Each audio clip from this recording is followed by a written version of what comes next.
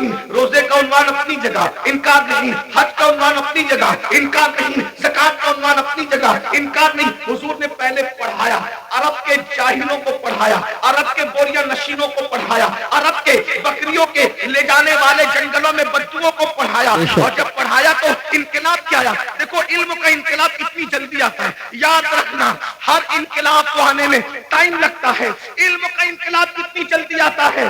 جو اپنی بچیوں کو زندہ دفن کر رہے تھے، 23 سال بھی نہیں گزرے، اپنی بیٹیوں کو زندہ دفن کرنے والے دوسروں کی بیٹیوں کو پالنے کی تیاری کر رہے تھے، اس لیے کہ حضور نے ان کو علم کا زیور عطا کیا تھا۔ اللہ اکبر۔ ماں کی گود کے شرابی، ماں کی گود کے شرابی جو ماؤں کی گود میں شراب پینے کے عادی بنے تھے، ایک اعلان پر وہ سب کے سب شراب سے توبہ کرتے۔ یہاں تو جلسی نے یہ کہا کہ علماء کی قدر نہیں کی جا رہی ہے، کسی نے یہ کہا کہ اداروں کی اہمیت نہیں ہے، کسی نے یہ کہا کہ ماہ رمضان شریف کی تعظیم نہیں ہے۔ غرض کے سب نے اپنے اپنے طور پر جو مشاہدہ کیا وہ دکھڑا آپ کے سامنے پیش کیا، اور ہم بھی وہی دکھڑا لے کر کے آئے ہیں۔ لیکن ایک سوال پیدا ہوتا ہے، ایک سوال پیدا ہوتا ہے کہ یہ بتائیں کہ یہ سارے گناہوں کی جڑ کیا ہے؟ اتنے سارے یہ جو جرائم ہے، بے نمازی پن لے لیں، بدکاری لے لیں، اسی طریقے سے دین سے دوری لے لیں، ماں باپ کی نافرمانی لے لیں، بے پردگی لے لیں خواتین کے اندر، اسی طرح عورتوں کا گھروں کو چھوڑ کر کے بیوٹی پارلروں تک جانا، عورتوں کا میک اپ کے نام پر غیروں کے سامنے بیٹھ کر اپنے ہاتھوں کی ہتھیلیاں ان کے زانوؤں پہ رکھ کر کے مہندی لگانا، یہ سارے جرائم کی اصل جڑ کیا ہے؟ تو مجھے جو سب کچھ سمجھ میں آتا ہے مختصر میں وہ یہ کہ ہماری قوم کے پاس جو علم ہونا چاہیے، جو ایجوکیشن ہونا چاہیے، جو معلومات ہونی چاہیے، وہ ان کے پاس نہیں ہے۔ ہماری قوم بے روی کا جو شکار ہے، اس کی سب سے بڑی وجہ یہ ہے کہ ان کے پاس علم نہیں ہے، ان کے پاس تعلیم نہیں ہے۔ یاد رکھیے ساری برائیوں کی جڑ علم کا نہ ہونا ہے، تعلیم کا نہ ہونا ہے۔ جب بھی کسی قوم کے پاس علم نہیں ہوتا تو وہ قوم بے روی کا شکار ہوتی ہے۔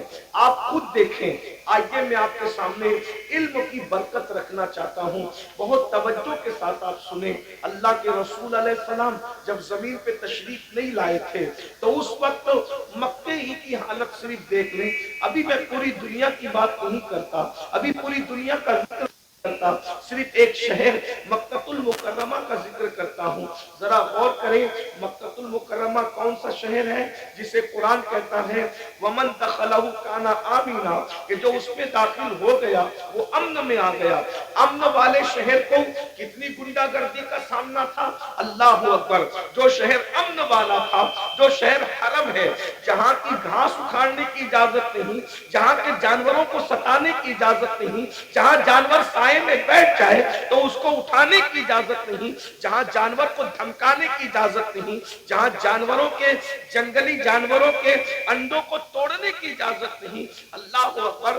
جہاں اللہ اکبر اہل احرام پر حرم میں شکار کرنے کی اجازت نہیں، ایسے حرم کے اندر لوگ اپنی بیٹیوں کو اپنے ہاتھ سے زندہ دفن کر رہے تھے۔ حدود حرم کے اندر، بالکل حرم کے سامنے، ایک تو حرم وہ ہے، ایک تو حرم وہ ہے جس کو اللہ و رسول نے حرم کے طور پر حدود مقرر کی ہے، لیکن ایک تو مسجد حرام ہے، یعنی حرم میں بھی جو بہت اعلیٰ درجہ رکھے اسے مسجد حرام کہتے ہیں۔ بالکل مسجد حرام کے سامنے اپنی بیٹیوں کو اپنے ہاتھوں سے زندہ دفن کر رہے تھے۔ اللہ اکبر۔ مائیں اپنے بچوں کو گود میں شراب پلا رہی تھی، جیسے آج بچے نہیں سوتے تو ماں نیند کی دوا پلاتی ہے، اس دور میں جب اللہ کے رسول تشریف نہ لائے تھے تو مائیں اپنی گود میں اپنے بچوں کو شراب پلایا کرتی تھی۔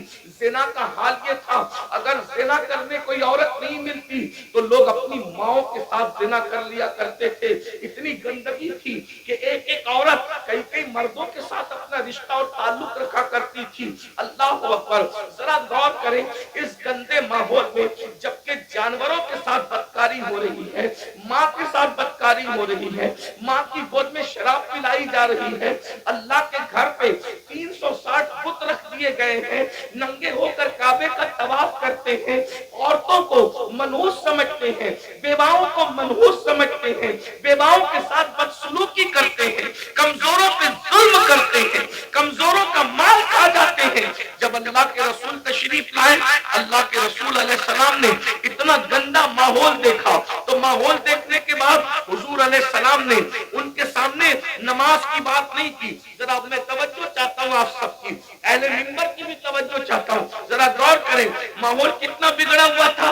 حضور علیہ السلام نے پہلے دن نماز کی بات نہیں کی، پہلے دن روزے کی بات نہیں کی، پہلے دن حج کی بات نہیں کی، پہلے دن زکات کی بات نہیں کی، پہلے دن صدقے کی بات نہیں کی۔ اتنے گندے ماحول میں اللہ کے رسول جو سب سے پہلا حکم لے کر کے آئے وہ کیا تھا؟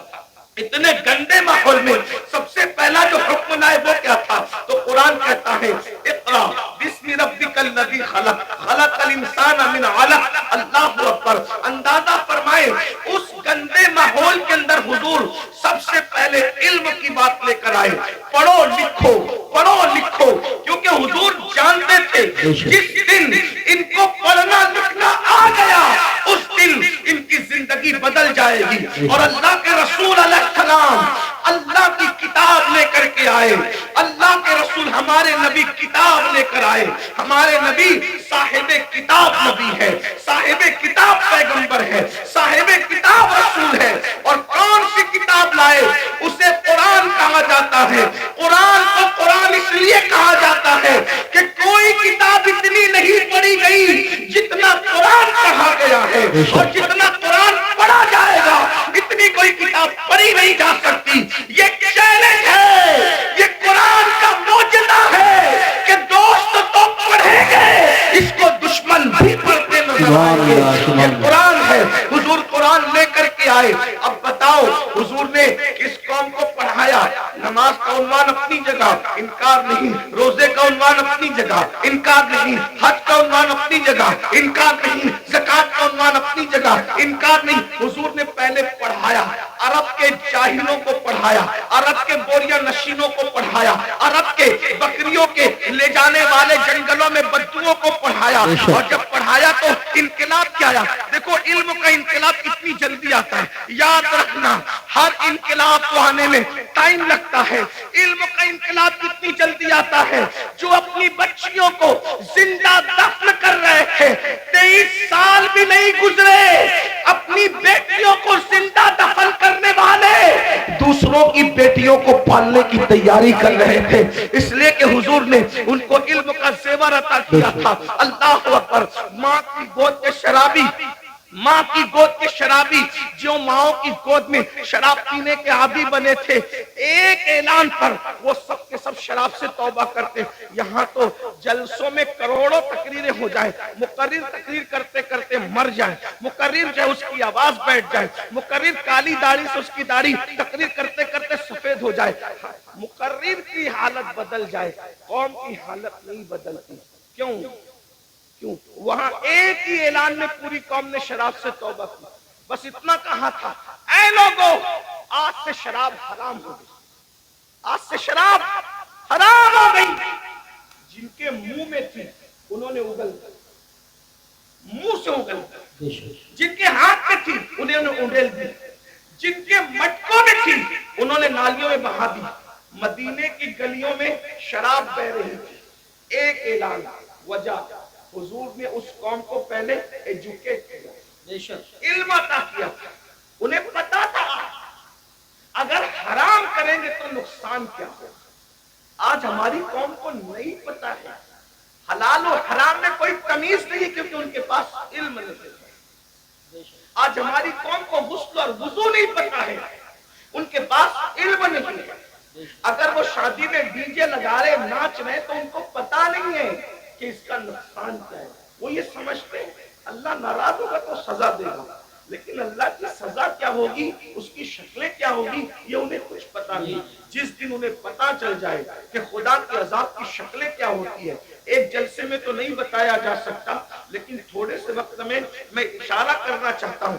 جس دن پتا پتا چل جائے نا میرے بھائی کہ خدا کے عذاب کی شکلیں کیا ہوتی ہے تو بندہ قدم اٹھانے سے بھی پہلے سوچے گا کہ میں یہ قدم اٹھاؤں کہ نہیں اٹھاؤں. آج ہماری قوم کو بس اتنا پتا ہے کلمہ پڑھ لیا ہم مسلمان ہو گئے, گوشت انڈا مچھلی کھاؤ اور ہم مسلمان ہیں, جمعہ 2 رکعت پڑھنے چلے جاؤ ہم مسلمان ہیں, عید میلاد النبی آئے تو جلوس میں شرکت کرو ہم مسلمان ہیں, محرم آئے تو محرم کی محفلیں سجا لو ہم مسلمان ہیں, اسی طریقے سے 11ویں آئے تو غوث پاک کی نیاز کر لو ہم مسلمان ہیں, چھٹی آئے تو اجمیر شریف والے سرکار کا ذکر کر لو ہم مسلمان ہیں, سفر کا مہینہ ہے تو ساری قوم مل کر کے بریلی شریف کے قریب رہتے ہیں اس سے اعلیٰ حضرت میں شریک ہو جائے ہم مسلمان ہیں. لیکن پتہ ہی نہیں ہے, تقاضا نہیں ہے کہ اسلام کیا کہہ رہا ہے, ہم سے کیا کہہ رہا ہے, اللہ ناراض ہوگا تو کیا کرے گا, کس طریقے کی کا عذاب دے گا, اس کے عذاب کی شکلیں کیا ہوگی. قرآن کہتا ہے ان عذاب ربک لواقع ما لہ من دافع, بے شک تیرے رب کا عذاب واقع ہو کر رہے گا, اور جب اللہ تجھے عذاب دینے کا فیصلہ کر لے تو اس وقت اللہ کے عذاب سے تجھے کوئی روک نہیں سکے گا. ان بطش ربک لشدید, تیرے رب کی پکڑ بڑی سخت ہے. لوگ سمجھتے ہیں اللہ کریم ہے مولانا ہمیں معاف کر دے گا, بے شک اللہ کریم ہے, اللہ رحیم ہے, اللہ ستار ہے, اللہ غفار ہے, لیکن کیا آپ کو یہ خبر ہے جن کی شکلیں قرآن کہتا ہے کہ سور کی طرح ہو گئی, جن کی شکلیں قرآن کہتا ہے کہ بندر کی طرح ہو گئی, ان کے بارے میں آپ نے قرآن پڑھا؟ یہی تو ہے کہ قرآن نہیں پڑھا, سب کی کتاب پڑھی, رب کی کتاب نہیں پڑھی, کہانی کس سے پڑھے, قہقہوں کی کتاب پڑھی, سیریل دیکھے, ہنسنے ہنسانے کے سیریل دیکھے, رونے رلانے کے سیریل دیکھے, اللہ کی کتاب نہیں پڑھی. اللہ کی کتاب اٹھا کے پڑھو تو اس غیور خدا کی غیرت پتہ چلے گی. تم کیا سمجھتے ہو گناہ کرنے والوں, خدا کے غضب کو چیلنج کرنے والوں, کیا سمجھتے ہو جن کی شکلیں قرآن کہہ رہا ہے کہ ہم نے سور اور بندر کی طرح کر دی تھی, وہ کون لوگ تھے؟ وہ پٹھان کے بچے تھے, وہ مغل کے بچے تھے, وہ شیخوں کے بچے تھے. کس کے بچے تھے تمہیں پتا ہے کس کے بچے تھے؟ وہ مغل نہیں تھے, وہ پٹھان نہیں تھے, وہ شیخوں کے بچے نہیں تھے. جن کی صورت اللہ نے سور اور بندروں کی طرح کی وہ انبیاء کی اولاد میں سے تھے. اللہ قرآن باضابطہ ان کا نسب پہلے بیان کیا. وہ بنی اسرائیل تھے, اور بنی اسرائیل کون ہے؟ اسرائیل حضرت یعقوب کا لقب ہے, اور بنی اسرائیل مطلب اولاد یعقوب, اولاد یعقوب. اللہ اکبر. اور اولاد یعقوب کا مطلب کیا؟ یہ بنی اسرائیل. اور یعقوب علیہ السلام کا سلسلہ نسب کیا؟ یعقوب علیہ السلام کے ابا حضرت اسحاق علیہ السلام, اسحاق علیہ السلام کے ابا جان حضرت سیدنا ابراہیم علیہ السلام, یہ ہے ان کا سلسلہ نسب. لیکن اللہ اب میں آپ سب کی توجہ چاہتا ہوں, اپنے بھائیوں کی بھی اور بہنوں کی بھی. میرے بھائیوں, جب نبی کی پیغمبروں کی اولاد گناہ کرے تو اللہ دنیا کے اندر ان کی شکل سور اور بندر کی طرح کر دے تو ہمارا کیا حال ہوگا, ہمارا کیا انجام ہوگا؟ آپ سوچتے ہیں لیکن اس دنیا میں تو کسی کی شکل سور اور بندر کی طرح نہیں ہوتی. میں نے کہا الحمدللہ بالکل نہیں ہوتی. اس کی وجہ یہ ہے کہ ان کو جو پیغمبر ملے تھے وہ اور تھے, اور ہمیں جو نبی ملا ہے وہ اور ہے. ہمارا نبی نبی الانبیاء ہے, ہمارے آقا سید الانبیاء ہے, ہمارے آقا محبوب خدا ہے. لیکن یاد رکھنا اس کا یہ مطلب نہیں کہ محبوب کی خاطر اگر دنیا میں شکلیں نہیں بگڑ رہی ہے تو قبر میں بھی نہیں بگڑے گی, ایسا نہیں ہے. قبر میں شکلیں بگڑے گی. اللہ کے رسول علیہ السلام نے فرمایا ہم نے شب معراج, آقا فرماتے ہم نے شب معراج جب جہنم کا مشاہدہ کیا تو ہم نے دیکھا کہ کچھ لوگوں کی شکل کتے کی طرح ہے, کچھ لوگوں کی شکل خنزیر کی طرح ہے, کچھ لوگوں کی شکل بندر کی طرح ہے. حضور فرماتے ہم نے شب معراج دیکھا. اللہ اکبر. اللہ سے ڈرتے کیوں نہیں, اللہ سے خوف کرتے کیوں نہیں؟ آئیے میں آپ کو بتاؤں. اللہ اکبر. آقا کریم رؤوف الرحیم صلی اللہ علیہ وآلہ وسلم ارشاد فرماتے ہیں کہ معراج کی شب ہم نے ایک منظر دیکھا. آقا فرماتے ہیں جنت کی سیر کی آقا نے اور جہنم کا مشاہدہ کیا. دیکھو یہ باتیں ہمیں نہیں پتا ہے, جس دن پتا چل جائے گی اس دن ہمیں احساس ہوگا. اور ہمیں یقین ہے ہماری قوم کو جب کوئی بات پتا چلتی ہے تو وہ اس پر عمل کرتے ہیں, کیونکہ اس پر قرآن کی نص موجود ہے. وَذَكِّرْ فَإِنَّ الذِّكْرَىٰ تَنفَعُ الْمُؤْمِنِينَ, کہ مومنوں کو نصیحت کرو کہ نصیحت مومنوں کو فائدہ دیتی ہے. یہ اتنے نوجوان داڑھی کیوں رکھ رہے ہیں؟ کسی نہ کسی خطیب کی گفتگو کا اثر ہے. بہت سارے جوان نماز کیوں پڑھ رہے ہیں؟ ہم اللہ اکبر بہت سارے علاقوں میں ہم لوگ گئے نہیں, بہت سارے دوسرے خطبہ نہیں گئے, لیکن کسی نے کہا ہمارے امام صاحب نے نماز پہ تقریر کی, ہم نمازی بن گئے. داڑھی پہ تقریر کی, ہم داڑھی رکھیں. تو پتا چلا یہ جلسے بالکل بھی لایانی نہیں ہے, غیر ضروری نہیں ہے. مومنین کو نصیحت فائدہ دیتی ہے, بس ناصح کی نیت صحیح ہونی چاہیے اور سننے والوں کو بھی صحیح طور پر سننے کا شوق ہونا چاہیے.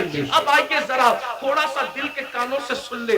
آپ نے گزشتہ مہینے کے اخیر میں معراج مصطفیٰ تو سنا ہوگا, لیکن معراج کا ایک حصہ ذرا ہم سے بھی سن لے. اللہ اکبر. آقا کریم صلی اللہ علیہ وآلہ وسلم ارشاد فرماتے ہیں کہ معراج کی شب ہم نے کیا دیکھا. اللہ اکبر. جب جہنم کا مشاہدہ کیا, مشاہدے اور سیر میں فرق ہے, جنت کی سیر کی ہے, جہنم کا مشاہدہ کیا ہے. اللہ اکبر. تو فرماتے ہیں خون کا دریا تھا, پیپ کا دریا تھا, اور اس میں بندہ تیر رہا تھا. خون اور پیپ کے کھولتے ہوئے دریا کے اندر کوئی تیر رہا ہو, تھوڑا توجہ کیجئے گا میرے پیارے آقا علیہ الصلوۃ والتسلیم کے پیارے دیوانوں, ذرا غور کیجئے گا. اگر اپنے آپ سے محبت ہے اور اپنے نبی کی باتوں پر یقین ہے تو یہ باتیں میری نہیں ہے, یہ باتیں مصطفیٰ جان رحمت صلی اللہ علیہ وآلہ وسلم کی ہے. ذرا غور کرو. ماں اور بہنوں کی بھی توجہ چاہتا ہوں. یاد رکھنا کسی کی بھی بات میں شک کرو گے تو کوئی نقصان نہیں ہوگا, لیکن اپنے نبی کی بات میں شک کرو گے تو ایمان بھی ہاتھ سے جا سکتا ہے. یہ تمہارے اور میرے نبی نے فرمایا. شب معراج جہنم کا مشاہدہ ہو رہا ہے, خون کا دریا ہے, پیپ کا دریا ہے, اور وہ کھولتا کھولتا خون ہے, کھولتا کھولتا پیپ ہے. اس میں ایک بندہ ڈبکیاں لے رہا ہے, ایک بندہ تیر رہا ہے. جیسے وہ منہ باہر نکالتا ہے, جیسے وہ سر باہر نکالتا ہے, اس کے منہ میں پتھر ڈالے جاتے ہیں. جہنم کی آگ کے بنے ہوئے پتھر اس کے منہ میں ڈالے جاتے ہیں, اور اس کا منہ پھر اسی دریا میں ڈوب جاتا ہے. اس پر یہ عذاب ہو رہا تھا, رحمت للعالمین سے دیکھا نہ گیا. حضور تڑپ گئے, حضور بے چین ہو گئے, حضور بے قرار ہو گئے, اور پوچھنے لگے جبریل یہ کون لوگ ہیں کہ خون اور پیپ کے دریا میں ڈبکیاں لیتے ہیں, اور جب منہ باہر نکالتے ہیں تو پتھر, وہ بھی جہنم کی آگ کے پتھر, ان کے منہ میں ڈال کر ان کو ڈبا دیا جاتا ہے. یہ دردناک عذاب کیوں ہو رہا ہے؟ تو جبریل امین نے عرض کیا یا رسول اللہ, یہ آپ کی امت کے وہ لوگ ہیں جو دنیا میں سود کھایا کرتے تھے, یہ سود کا کاروبار کیا کرتے تھے, یہ سود کا دھندا کیا کرتے تھے. میں آپ سے پوچھنا چاہتا ہوں, دنیا ہی سب کچھ ہے, بولو اگر کسی سچے مسلمان کو یہ پتا چلے کہ سود کھانے کا انجام کیا ہے, وہ پیپ کا دریا, وہ خون کا دریا. اور خون کا دریا کیوں ہے؟ میں نے غور کیا کہ سود خوروں کے لیے پیپ اور خون کا دریا کیوں ہے. تو بہت سوچنے کے بعد مجھے یہ سمجھ میں آیا کہ سود خور لوگ قوم کا خون چوستے ہیں, قوم کا خون چوستے ہیں, ان کی غربت کا فائدہ اٹھاتے ہیں, ان کی مجبوریوں کا فائدہ اٹھاتے ہیں. اس لیے دیکھو قدرت نے ان کو خون اور پیپ کے دریا کی سزا دی ہے. اب میں آپ سے پوچھنا چاہتا ہوں, اے سود کا دھندا کر کے, اے بیاج کا دھندا کر کے, اے انٹرسٹ کا دھندا کر کے مالدار بننے والوں, ذرا غور کیجئے. کتنا بھی مال کما لو گے, تھوڑا دھیان دینا میری بات پر, کتنا بھی بڑا محل ہو, تاج محل کی طرح بھی محل بنا لو, جب آخری میں ڈاکٹر کہے گا نا کہ یہ بہت بیمار ہے, اس کے بچنے کی امید نہیں ہے, تو آپ کے بچے, ہمارے بچے کیا کریں گے؟ آپ ہو یا ہم ہو, کوئی ہو, بولو بچے کیا کریں گے؟ اٹھا کے سیدھا ہاسپٹل میں داخل کر دیں گے.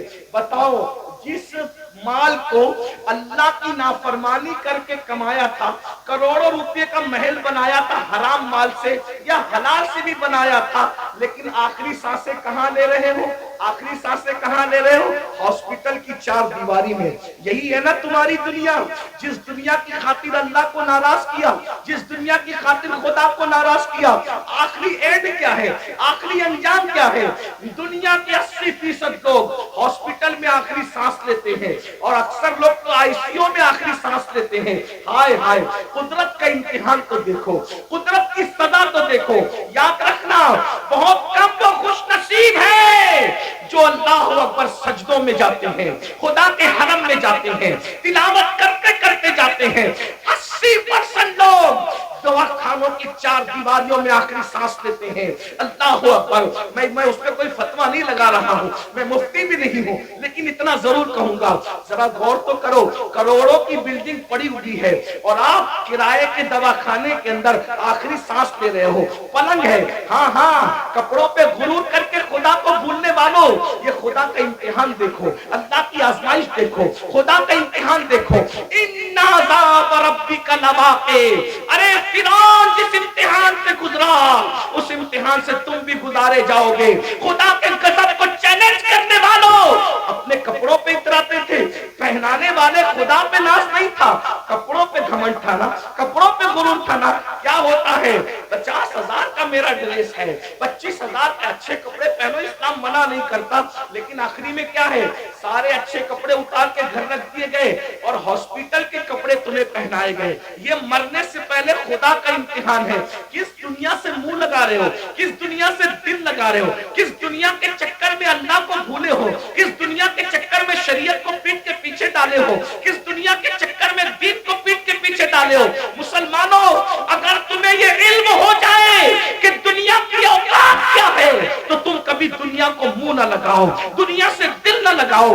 اللہ کے رسول علیہ السلام نے ایک مرتبہ دریا کے اندر اپنی انگلی ڈبوئی اور دریا میں انگلی ڈبو کر کے باہر نکالا اور باہر نکال کر کے فرمایا یہ میری انگلی میں جتنا پانی آیا وہ دنیا ہے اور یہ جو سارا پانی ہے وہ آخرت ہے۔ اب بتائیں قطرے کو لے کر کے سمندر کو چھوڑنے والے نادانوں، دراصل علم نہیں ہے، اگر ہمیں علم ہوتا تو پتا چلتا وَالْآخِرَةُ خَيْرٌ وَأَبْقَىٰ، آخرت بہتر بھی ہے، آخرت باقی رہنے والی بھی ہے، دنیا باقی رہنے والی ہے ہی نہیں۔ اور دنیا تو کہتے اسے ہیں جو ادنا کی بھی تصویر ہے، جو ادنا سے بھی گری ہوئی کو دنیا کہتے ہیں۔ ادنا کا مطلب سمجھتے ہیں نا، ادنا کا مطلب چھوٹا، اور دنیا اور اس سے بھی گری ہوئی، جس کا نام ہی دنیا ہو، حقیر۔ لیکن یہ پتا ہم سمجھتے دنیا کوئی بڑی چیز ہے، ارے نادان دنیا کہتے ہی حقیر کو ہے، ایسی حقیر کہ اس سے زیادہ کوئی حقیر نہ ہو، جیسے بہترین، افضل درجات بڑھتے ہیں نا، جب تفضیل کے ساتھ بات ہوتی ہے تو پھر درجات بڑھتے ہیں، ایسے جب تصغیر کے ساتھ بات ہوتی ہے تو پھر درجات گھٹتے ہیں نا۔ تو دنیا تصغیر ہے، کیا یہ اتنی حقیر ہے کہ اس سے بڑھ کر کوئی حقیر نہیں، لیکن ہمارے پاس یہ بھی علم نہیں ہے، دنیا بھی کہتے ہیں اور اس پر قربان بھی ہوتے ہیں، پتہ ہی نہیں ہے کہ حقیر سے قربان نہیں ہوا جاتا۔